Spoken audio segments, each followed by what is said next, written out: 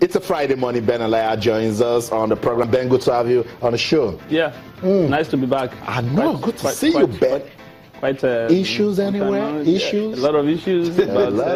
Super Eagles preparation against Zambia, the ranking of the national team, the performance of these golden Paralympians, and much more, and a lot.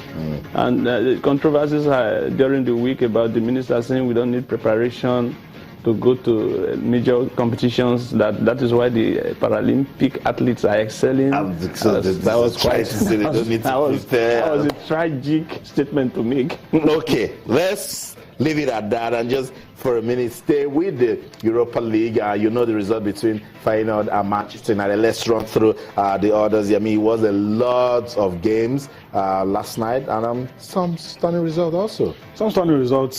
Some you didn't expect. Some things that dropped into the Europa League. I expect them to be flying. Roma, for instance, I thought they were going to beat Victoria Pleasant. Was just a draw. Southampton did well. Defeated Sparta. Feyenoord, you know, that one was the headliner for us on that. Rapid Vienna defeated Genk 3-2. Maccabi Tel Aviv lost at home to Zenit. Young boys, you talked about them earlier, but this time they lost to Olympiacos. Those are some of the results. A lot of matches were played in the Europa League. Some Nigerians also in action, and we'll see how all of that pans out. But of course, you can't stop talking about Manchester United. That's right. That's the stunning result from.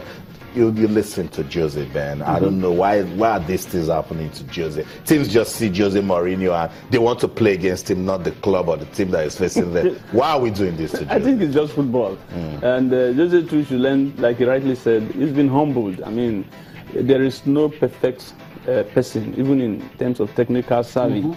In the game of football, you can't win all the time. I mean, today we are talking about Pep Guardiola is the best coach in the world. There was a time that we said RVP, the former coach of Louis van Gaal, LVJ, I mean to say, that he's the best coach. He was the best coach at a point. He won the Champions Cup then with Marco Cano and the likes of Patrick Kluivert back to back.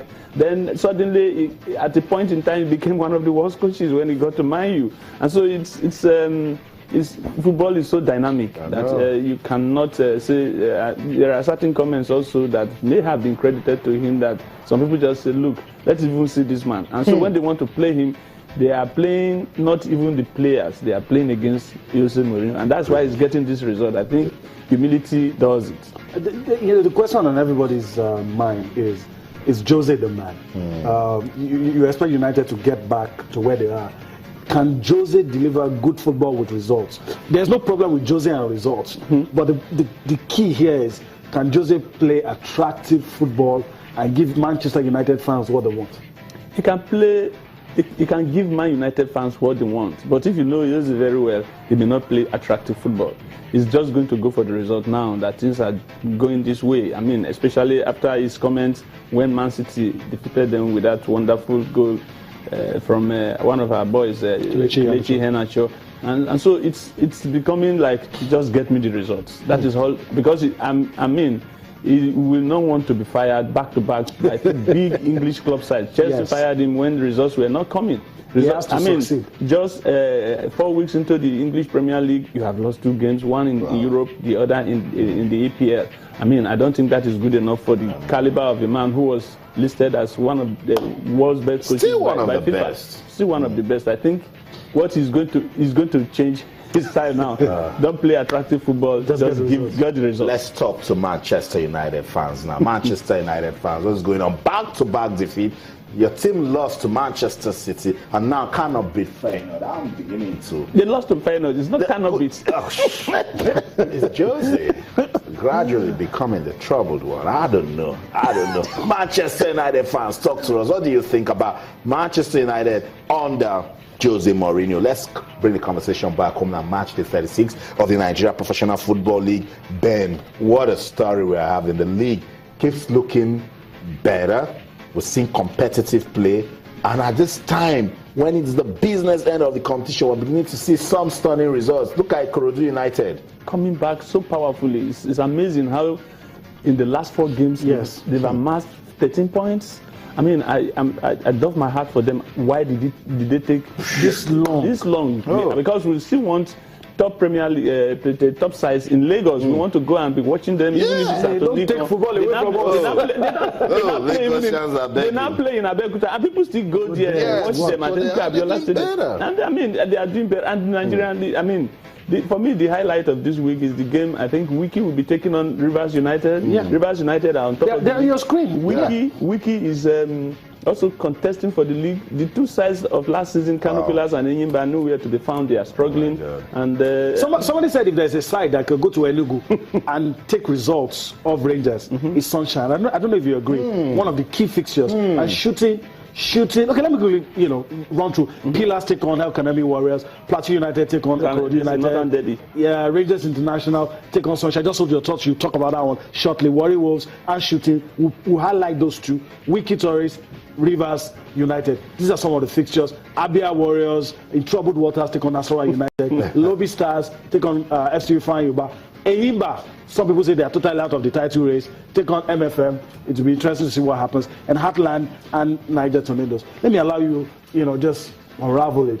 Maybe you start with the Sunshine Rangers. Sunshine Rangers, I think Rangers are desperate. I mean, for so many years, they've not won anything. The Flying Antelopes, as we call them, I know that Mpokiti Road now will be, I mean, they should be training now. That's where their camp is. And if my friend, the Maker one, is watching, I'm sure that he's already in Enugu, urging the boys to go all the way. And, I think between Enugu Rangers and Rivers United, that is where my mind is going. One of them might just pick the title. Okay. And Rivers United is doing so good, too. And a 6-point game, Warri Wolves shooting. That's crucial. Shooting, battling for their lives to get out of the relegation zone against Warri Wolves, who are also not doing too good this season. Because, I mean, a lot of things are happening to Warri Wolves that we don't really understand. Salaries, bonuses, and internal rankings, power struggle. Things are not happening as they used to happen. And I think the NFF president used to be I think during this time that Warri came up, and I think he should intervene and also tell Okowa, the chairman of the Sports Commission, that look, football is big business, but you must invest, and that is what they are not doing. Now, Warri Wolves, I can't put my money on them anytime they are playing against a struggling side like Shooting Stars. Shooting Stars are doing so good with Coach Okubote now. Ogumbote doing well. Trying to survive. The survival of the fittest, and I see Shooting Stars just picking a draw out of that game. Another Lagos team that, I mean, you have to talk about. MFM. Can they do it? Well, I am praying for them. I mean, incidentally, they are owned by a church, and our brother and colleague Godwin and Ayena is done so well, and I think he should be encouraged to wriggle out of the relegation water, so that by next season, I'm sure he would have. They had some very fantastic players, fine and cool, who are doing very well, and I think that. I tip MFM to get out of that game with a draw. Wow. But they may not win. MFM, what a story. Gedi, you can do it. That's backing right there. They were the surprise package when they came on board. We use all sort of adjectives. The Nigerian Leicester City, the team that went. But why is football like this? The first half of the season was so fantastic for them.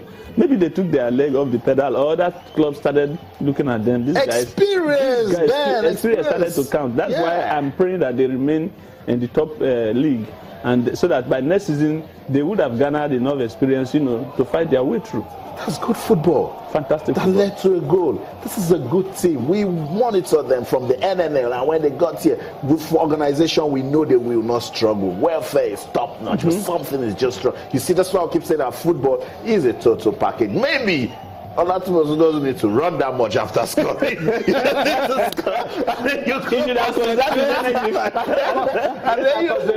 then you go back immediately. I don't know, because Onuwa is a fantastic player. You mentioned Ifeanyi.